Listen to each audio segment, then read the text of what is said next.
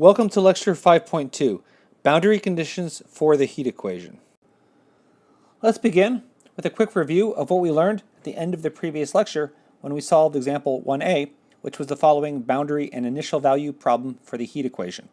That's the PDE, UT equals C squared UXX. That describes the temperature of a bar of length L, although in this lecture we're going to assume that L equals 1. It just makes the math easier. We have two spatial derivatives here, so we need two boundary conditions, and these things describe the temperature at the boundary being fixed for all time t at 0 degrees. So we can imagine that this bar is insulated along the interior, so heat can only move laterally, but it is uninsulated at the endpoints, and the bar is sitting in a room with ambient temperature 0 degrees. Finally, we have one time derivative, so we need one initial condition, and that is this parabola. And it is not hard to imagine what happens as time goes on with this heat. That's going to escape through the boundary, and so this curve is going to flatten out. And then as time goes to infinity, it approaches a steady state of 0 degrees. Remember how we solved this. We assumed that there was a solution of the form f of x times g of t. And then we plug this back into the PDE. We separate a variable. We put all the functions of x on one side and the functions of t on the other side. And we argued that because those were independent of time and position, that had to be a constant. And that gave us two ODEs. One of them in f and the other one in g. And the one for f involved two boundary conditions. And we got a boundary value problem. So that gave us a solution for each eigenvalue n. We got a solution of the form fn times gn. And by linearity, or superposition, if we had a collection of solutions, then any linear combination of them is a solution as well. So that's what got us the general solution, which is the infinite sum of bn times sine of n pi x times e to the negative c n pi quantity squared t. In general, these were n pi over L, but we're just letting L be equal to 1 here. Finally, we had to use the initial condition. So we plugged in 0 and set this, well, when we plugged in 0, the exponential goes away, and now we have an infinite sum of sines that we had to set equal to this polynomial x times 1 minus x. To do that, we have to write this in a Fourier sine series, and then we equate coefficients. And that's how we got that the Bn is equal to 1 minus negative 1 to the n over n cubed pi cubed. And now I'm going to slightly tweak this example. I'm going to set the boundary to be fixed at 32 degrees instead of 0. And I have to shift up the initial condition as well. So here's a picture of what this looks like. So we have the same bar, but now the endpoints are 32 degrees. The bar is still insulated along the interior and open at the endpoints. And the initial condition is the same parabola except shifted up by 32. So it's not hard to use your intuition to see what happens as time goes on, that this is going to flatten out, and eventually, over time, the bar is going to approach a steady state of 32 degrees. So how does this function of x and t compare to this one up here? Well, obviously, it's just shifted up by 32. In other words, the solution to this is just u of xt equals the solution to the example 1a. So that's the infinite sum of 4 times 1 minus negative 1 to the n over n cubed pi cubed sine of n pi x e to the minus c n pi quantity squared t plus 32. So let me box this. And these boundary conditions, because they are non-zero, they are often called inhomogeneous boundary conditions. So I'm going to write that down. And it's not surprising that if you look at this solution, that this plus 32, this is the steady state solution. because it is the limit as t goes to infinity of u of x and t. And I'm going to call this first part the homogeneous solution, u h of xt. So this is the solution to the related boundary value problem, initial value problem, where the boundary conditions are homogeneous up here. And this is how we are always going to solve PDEs with inhomogeneous boundary conditions. Find the steady state, make them 0, solve it, add those together. It's just like what we did with ODEs. Now I'm going to show you how this arises mathematically just with a simple change of variables. This is what we did with ODEs. I told you that any time that you are making an equation homogeneous, you're secretly doing a change of variables. And the example that I used was Newton's second law, or I guess Newton's law of cooling. There's only one of those. So T prime equals negative K times T minus 72. To solve this, well, you can look at it and say that the solution is, well, there's a particular solution, which is Tp equals 72, and the homogeneous solution is Ce to the minus Kt. You can just do that in your head, but what you're really doing is you're doing a change of variables.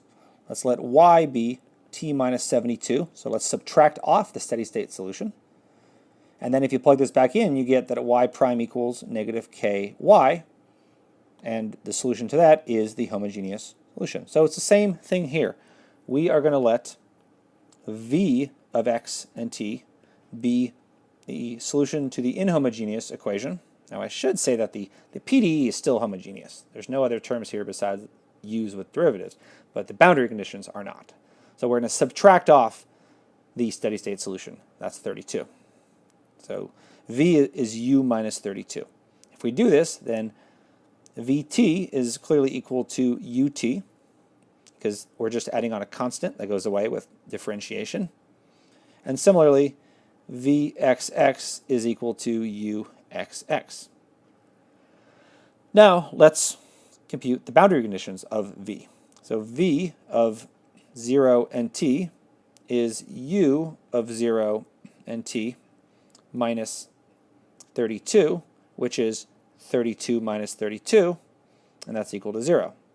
Similarly, the right boundary condition, v at 1 and t, is equal to u at 1 and t minus 32, which is equal to 0. We also have an initial condition. So v at time equals 0 is just u of x and 0 minus 32, the steady state solution, and so that leaves us with just x times 1 minus x. So in summary, what we have is, when we change variables, we get that vt equals c squared vxx, subject to the boundary conditions v of 0t equals v of 1t equals 0, and the initial condition v of x 0 equals x times 1 minus x. So notice this is exactly what the equation of the homogeneous boundary value problem was. So in other words, we have a solution v of x t. So we know the solution to v, it's the same thing as what we have up here for u.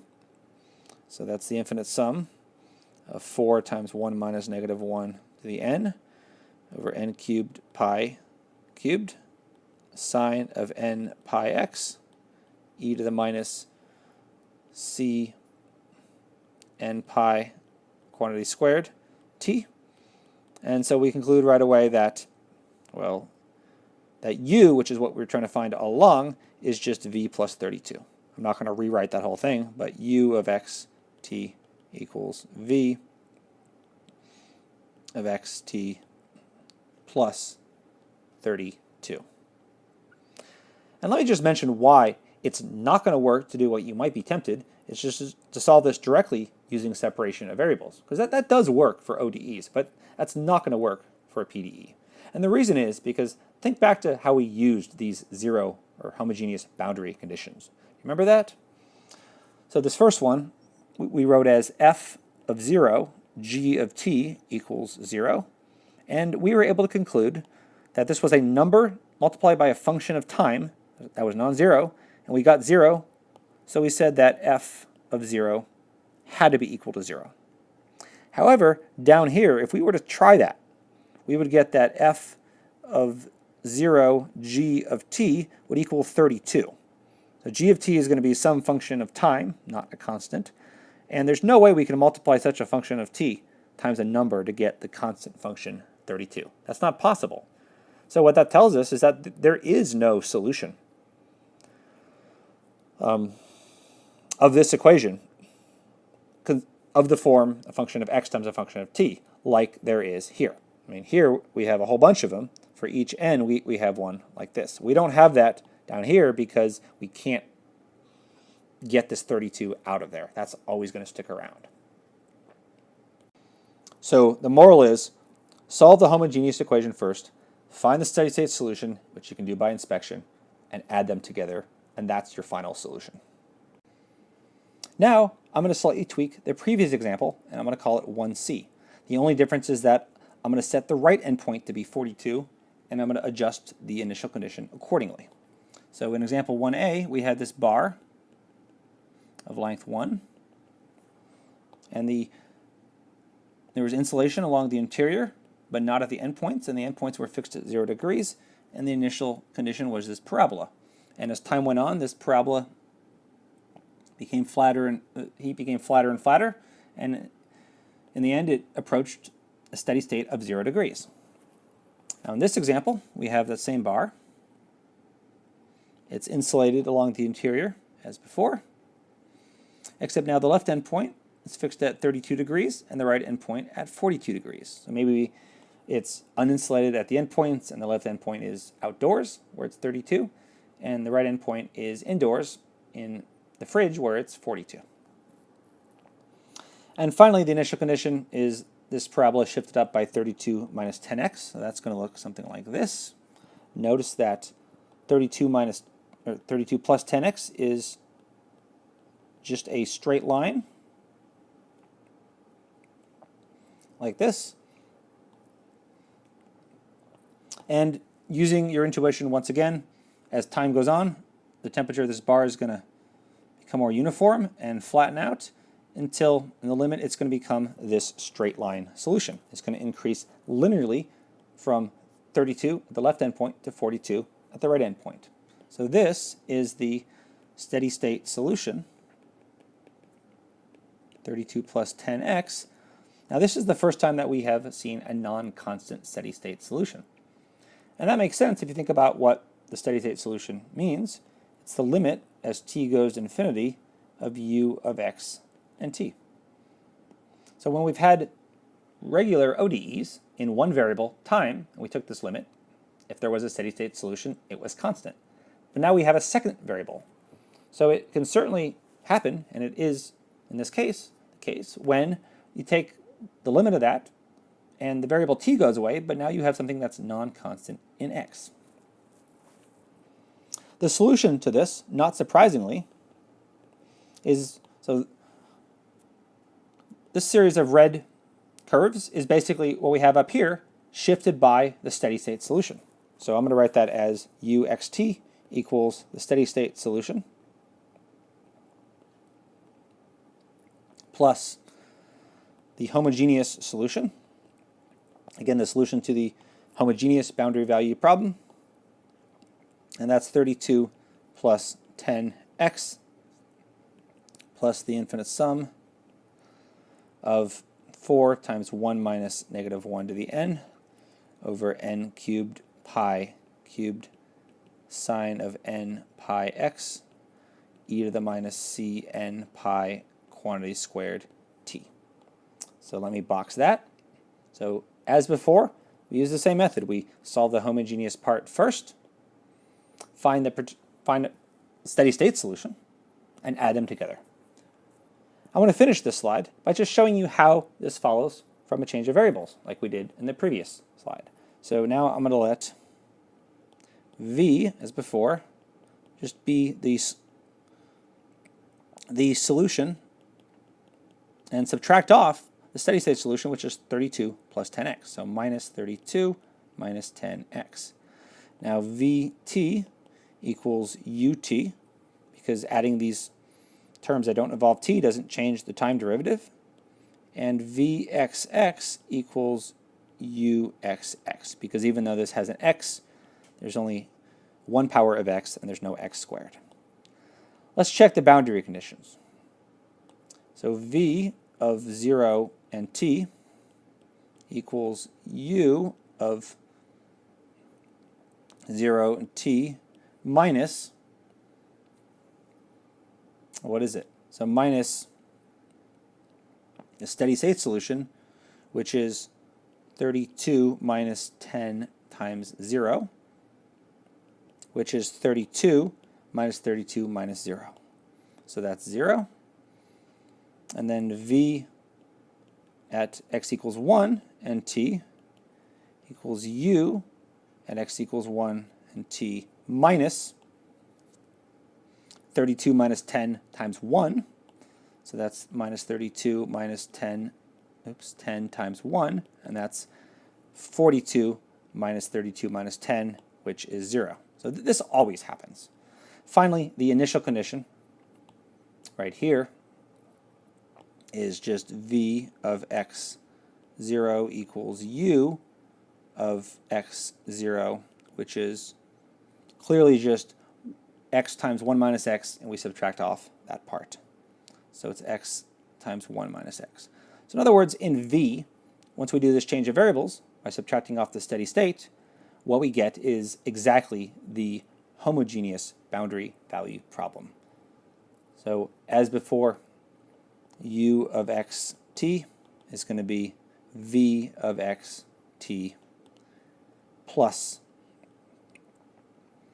32 plus 10x. So this is mathematically why it holds, or if you trust your intuition, you can just look at the picture and understand why it holds from that. We're seeing a familiar theme, that is to solve the initial and boundary value problem for the heat equation, where the left endpoint is fixed at a degrees and the right endpoint at x equals L is fixed at B, and an initial temperature of h of x. First, solve the related homogeneous problem. Set these things equal to 0 and subtract off the steady state solution from h and solve that. And add that to the steady state solution, which is going to be a line a plus b minus a over L times x. And it's clearly going to be a line because if you just do some algebra, you draw the straight line that goes through 0a and LB. That's clearly going to be of the form of slope b minus a over L times x plus y-intercept a. And that's the steady state solution. Next, we come to example 2, which is a similar boundary and initial value problem for the heat equation. The only difference is now, instead of fixing the temperature to be 0 degrees at the endpoints, we're fixing the rate of change to be 0 degrees at the endpoints. So here's a picture of this. Now this is the rate of change with respect to position, which means that heat cannot flow through the endpoints laterally. And this describes a situation when the endpoints are insulated. Now the interior of the bar is already insulated, so this means that the entire bar is insulated, so heat cannot enter or escape. If the initial condition is this parabola right here, and it's not hard to see, using purely intuition, that as time goes on, the heat will dissipate and flatten out, and it will approach a steady state solution, which is a constant temperature, and this is going to be equal to the average temperature of the bar, because heat is preserved, or conserved, I should say.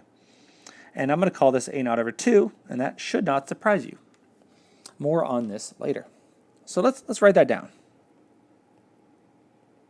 Our intuition is that the limit as t goes to infinity of u of x and t, this is the steady state solution, and that this is going to be the average temperature.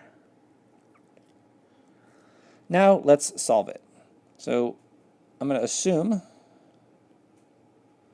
that there is a solution of the form f of x times g of t. And let's take some derivatives. So u t is going to be f of x g prime of t, and u xx is going to be f double prime of x g of t. And let's compute these boundary conditions while we're at it. So u x of 0 t is f prime of 0 g of t, and if that's equal to 0, now we have a number, f prime of 0, times a non-zero, non-constant function, g of t, equaling 0. The only way that can happen is if that number, f prime of 0, equals 0. Similarly, we have x, or ux at 1t is f prime of 1 g of t. So this is also a number times a function, equaling 0. And that can only happen if the number f prime of 1 equals 0. So when we plug these equations back into the PDE now, so let's write that down. So I'm going to plug back in. We get ut, which is f times g prime, equals c squared uxx, f double prime g. And remember what we always do. We always divide by c squared fg, so c squared fg on both sides. And on the left-hand side, the f's cancel, and on the right-hand side, the c squareds and the g's cancel. So the left-hand side depends only on time. In other words, it's independent of position. And that's equal to something on the right-hand side, which only depends on position. In other words, it's independent of time. So if this is independent of position and time, then we can conclude that g prime over c squared g equals f double prime over f. It has to be constant. We'll call it a negative lambda. This gives us two ODEs. One for f is f double prime equals negative lambda f. And we have two boundary conditions up here that we're going to use. Let me box those so we can see them. So we get f of 0, or f prime of 0 equals f prime of 1 equals 0. And then we get an ODE for g. So g prime equals c squared g times negative lambda. So g prime equals negative c squared lambda times g.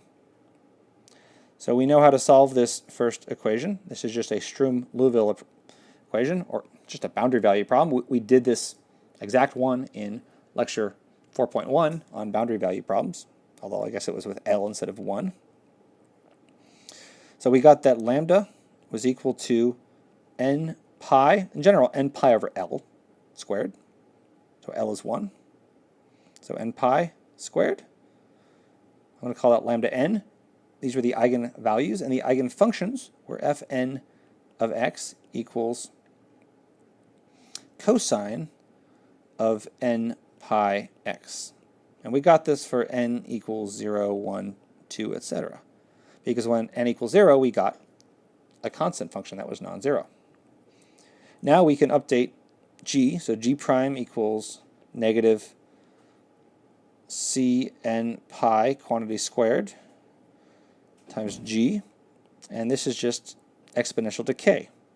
So gn of t equals e to the negative cn pi quantity squared t. So now we have a solution for each n. So for each n, that's a non-negative integer, we have a solution which is f times g, which is cosine of n pi x times e to the minus cn pi quantity squared times t. So by superposition, let me write that down,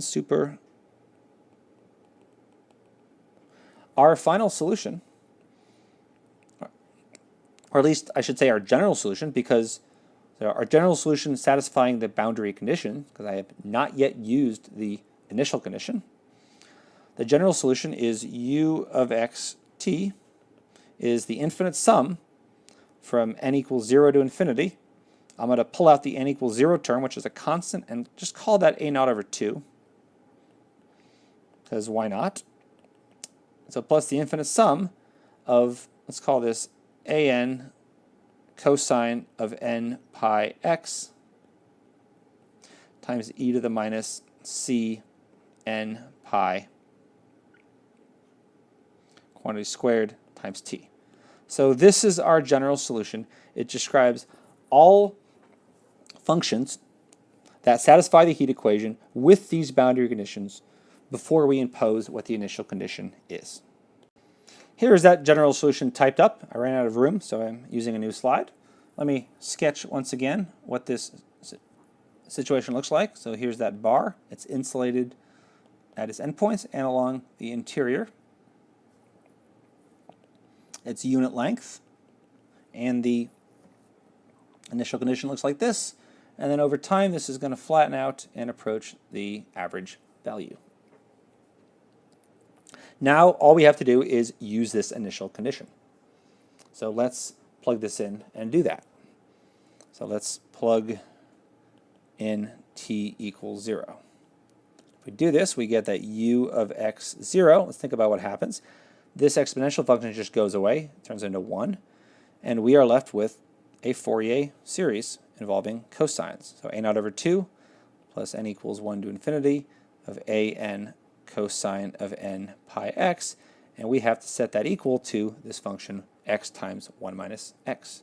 So this is x times 1 minus x. To do that, we have to write this function in terms of the Fourier cosine series. We don't have any choice with that. So recall what that means is we have this function that's defined from 0 to 1. And of course, being a parabola, it's not going to be periodic. It's going to be like this. But all we have to do is set this equal to a sum of cosines on this region. And we do that by taking the even extension and then extending that to be periodic. And that's what the Fourier cosine series is. Now, I'm not going to compute these integrals explicitly, every detail, because you can do that. I'll tell you what they are. So a naught is 2 over L, so 2 over 1 of the integral from 0 to 1 of x times 1 minus x dx. And it's easy to check that that's equal to 1/3. An is the integral of 2 over 1 from 0 to 1 of x times 1 minus x cosine of n pi x dx. This is a little trickier, but it's not hard to check that this is negative 2 times 1 plus negative 1 to the n over n squared pi squared. Okay, so given that, this function now equals a naught over 2, which is 1/3 over 2, or 1/6, plus the infinite sum of negative 2 times 1 plus negative 1 to the n over n squared pi squared times cosine of n pi x. So if we're going to set these two Fourier series equal, then the corresponding coefficients have to be equal. So a naught over 2 has to be equal to 1/6. We set those equal. And an has to be equal to negative 2 times 1 plus negative 1 to the n over n squared pi squared. So this has to be equal as well. So we're done. We have our particular solution that satisfies the initial condition, and basically it's this thing here except an is that. So let's write that down. So I call this the particular solution satisfying the initial conditions. I guess there's only one of them, and that's u of x t equals 1/6 plus the sum of this an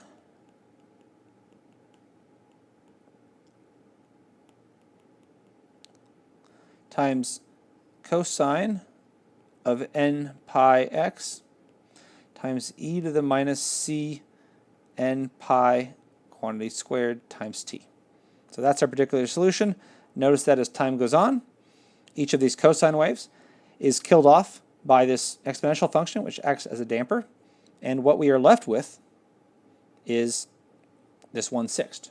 So in other words, the mathematics matches our intuition at the limit as t goes to infinity of u of x t is equal to 1/6, and that, of course, is the average value, or the average temperature. Next, we have an example, the same heat equation, but we have mixed boundary conditions. The left endpoint is fixed at 0 degrees, and the right endpoint is insulated. So I'm calling this example 1.5. Here's a picture of that. Let's do as much as we can intuitively first without doing any math, as before. So the left endpoint, again, is 0 degrees. The right endpoint is insulated. The interior of the bar is insulated. And the initial condition is this sine wave. So that looks like this. Now heat can escape through the left endpoint. So intuitively, this bar is sitting in a room of 0 degrees.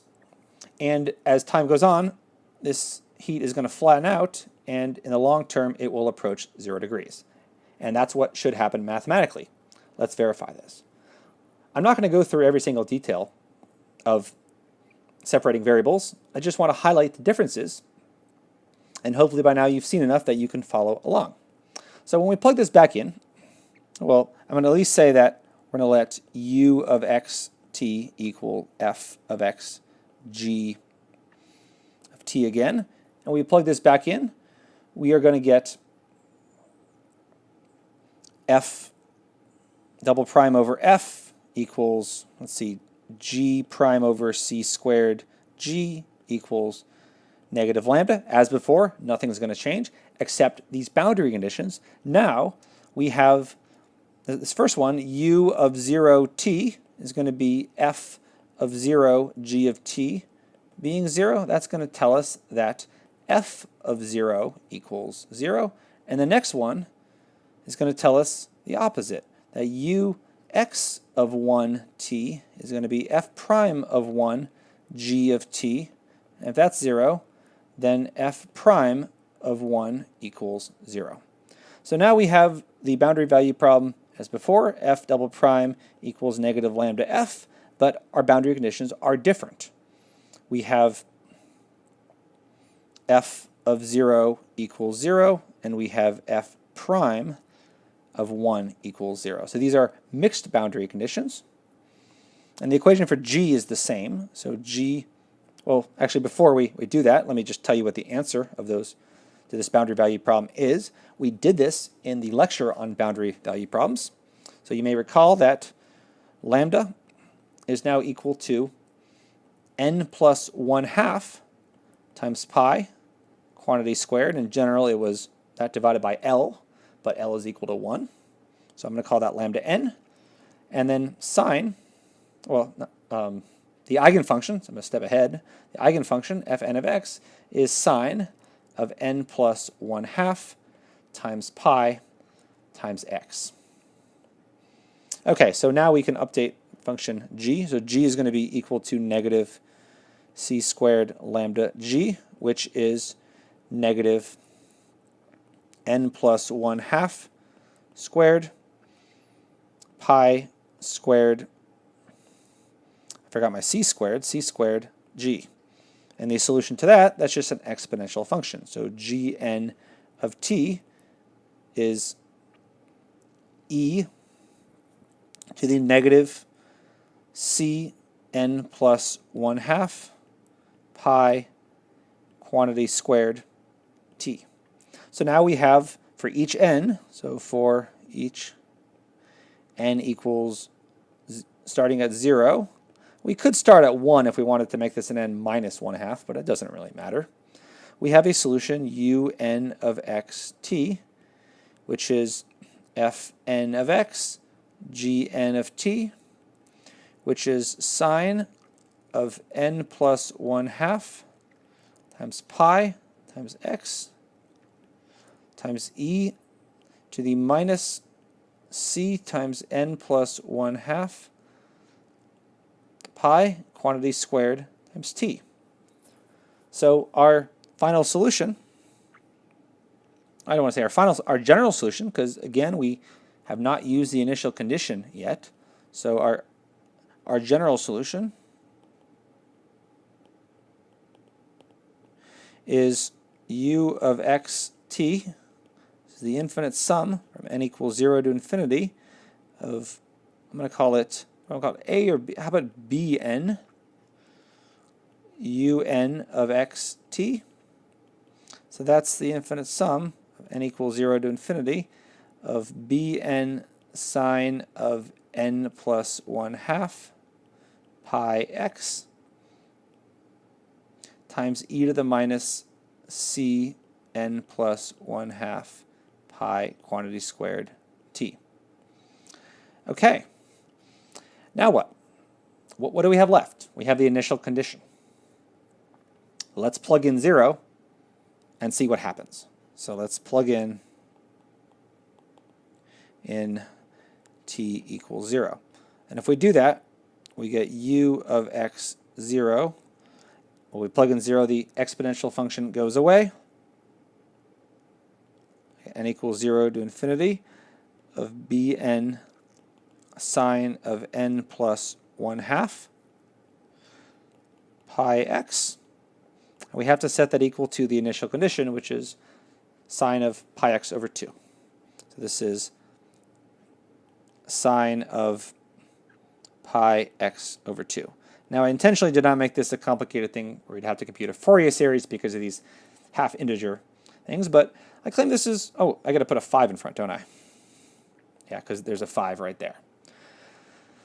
So I claim this is actually even easier. We don't need to compute a Fourier series. Now what is this left-hand side reduced to? Notice this left-hand side, I'm going to do it up here, so this is b naught times the sine of 0 plus 1/2 pi x. So that's pi x over 2 plus b1. Yeah, isn't b naught kind of weird? Maybe I should have done n minus 1/2, but oh well, doesn't matter. b1 sine of 3 pi x over 2 plus b2 sine of 5 pi x over 2 plus etc. That has to be equal to 5 sine of pi x over 2, and if you prefer, plus 0 sine of 3 pi x over 2 plus 0, etc. Okay, so what is that saying? Well, that means that the coefficient of the sine of pi x over 2 terms have to be the same. So b naught has to be equal to 5. It means that the coefficient of the sine of the n equals, this is the n equals 0 term, this is n equals 1 term. These b1 better be equal to 0, b2 better be equal to 0, and so forth.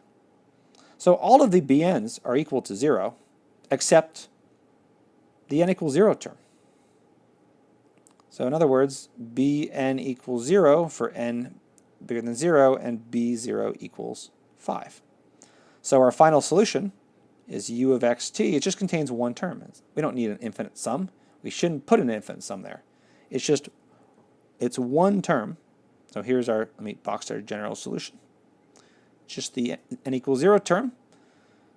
So we get, which is 5 times sine of pi x over 2 times e. Now we need this thing when n is 0. So e to the negative, what is that, c pi over 2 squared t. And that is the particular solution that satisfies this initial condition. Notice that if we take the limit of this as t goes to infinity, it goes to 0, and that's exactly what we expect using our physical intuition. Finally, we come to our last example, which involves a type of boundary condition that we have not yet seen, though perhaps by now we should have. Obviously, I've run out of clever ways to number these. This is a boundary and initial value problem for the heat equation. It's the same PDE, except now, instead of specifying the temperature or the rate of change at the boundary, all we're saying is that the temperature has to be the same at the left endpoint and the right endpoint. So here's a picture of that. So this is x equals 0, and this is x equals 2 pi. The initial condition is this trig function, 2 plus cosine of x minus 3 sine of 2x. I don't know how I'm going to be able to draw that well, but it looks a little bit like this. I'll do my best. And the only requirement is that the temperature has to be the same at both endpoints. So a better model than just a bar of length 2 pi that has this arbitrary condition is that this is not really a straight line, but it is a circular wire or circular bar, and x represents the angle in radians. So maybe this is x equals 0, and if this is theta, then this might be x equals theta. So obviously the temperature at any angle theta better be the same as the temperature at that theta plus 2 pi. Although actually we're only specifying 0 and 2 pi. But we will see that we'll have to have this periodicity for u as well. Let me try to, I don't know if I can do this, sketch this graph on top of, I'm really not going to be able to do this well, but I can sort of fake it. So this is what maybe the temperature is initially. How does that look? Okay, so first of all, what's going to happen as t goes to infinity? Before we do any math, let's just try to understand. So this is going to flatten out. I'm going to use a different color just so it doesn't get too confusing. So it'll flatten out like this, and then eventually it will approach, not surprisingly, the average temperature, because the heat is trapped on the bar. That's what happens with these boundary conditions. There is no boundary. Okay, let's solve this. So as before, we're going to assume that there is a solution of the form f of x g of t.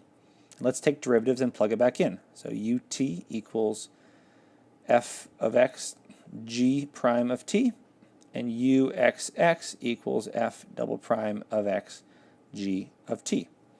Now, we don't have zero boundary conditions here. We have these things, and let's see what those entail. So u of 0 t, that is f of 0 g of t, and that has to be equal to u of 2 pi t. So u of 2 pi and t equals f of 2 pi g of t. So these have to be equal. So a number times g of t equals a different number times g of t. That means these numbers must be the same, because g of t is a non-zero function of t. So we get right away that f of 0 equals f of 2 pi. That's all we know. F is 2 pi periodic. Could be sines or cosines. Okay, let's plug these back into the PDE. So plug back in, and ut is f times g prime equals c squared times uxx, which is f double prime g. So as before, we're always going to divide by c squared fg, c squared fg. And as before, the f's cancel on one side, and the g's and the c's cancel on the other side, and we get g double prime divided by c squared g equals f double prime over f. And since the left-hand side depends only on time, not on position, and the right-hand side does not depend on time, then it must be equal to a constant. Let's call that negative lambda. Okay, so this gives us two ODEs. We have f double prime equals negative lambda f, and g prime equals negative c squared lambda g. And we have these two boundary conditions for f. So we have f of 0 equals f of 2 pi. So what does that tell us? Now, we really should do three cases before. So I'm not going to do them all, but I will say that case 1 is lambda equals 0. We get f double prime equals 0. That means that f of x equals ax plus b. And yes, so this is a straight line that has to take the same value at 0 and 2 pi, so it has to be a horizontal line. So we get that f of x is a constant. Let's call it a naught over 2 instead of just b. So, okay? Case 2. I really could have done this in the lecture on boundary value problems, but I'm doing it now. So lambda is negative omega squared. So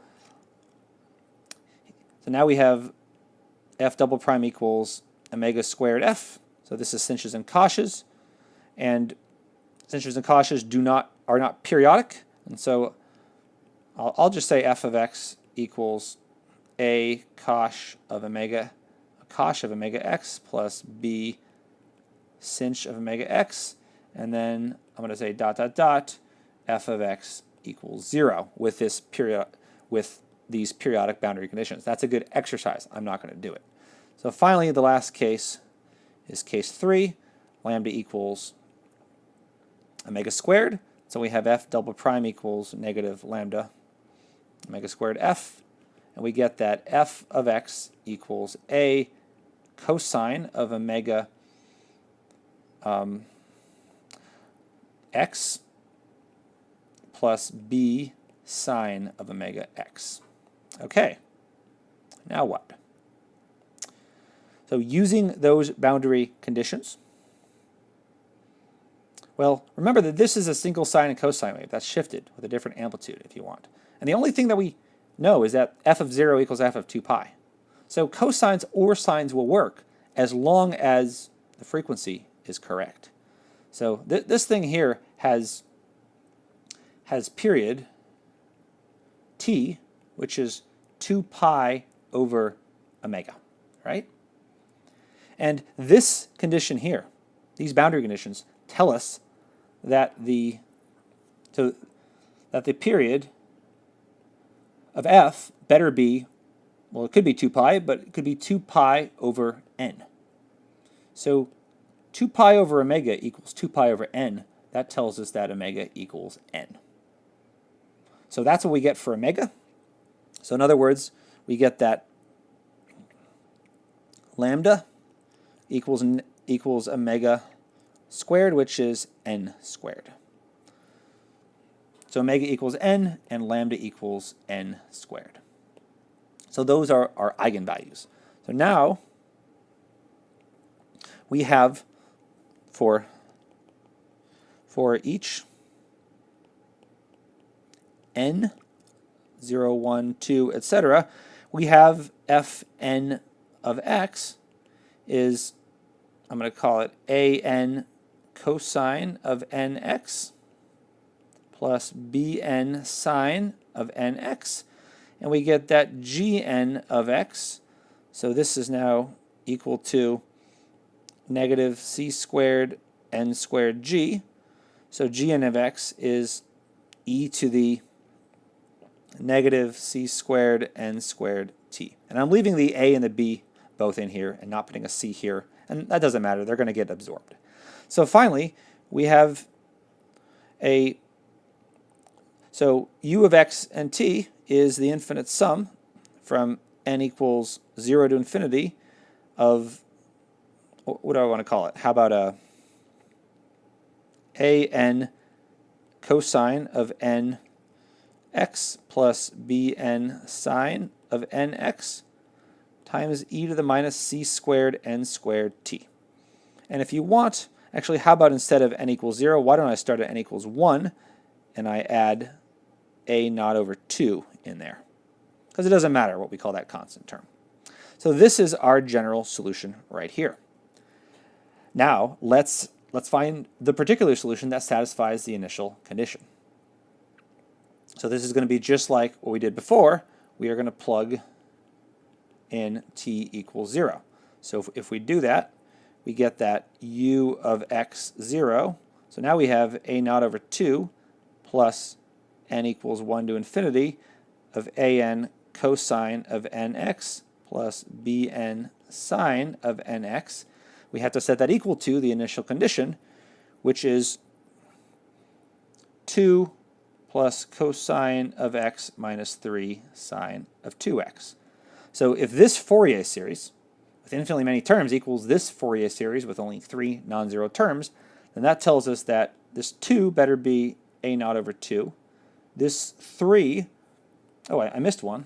This 1 better be a1, the cosine of one term, and this negative 3 is the b2 term. So this is b2. So our final solution, u of xt, is this thing here, except we only have 3 terms.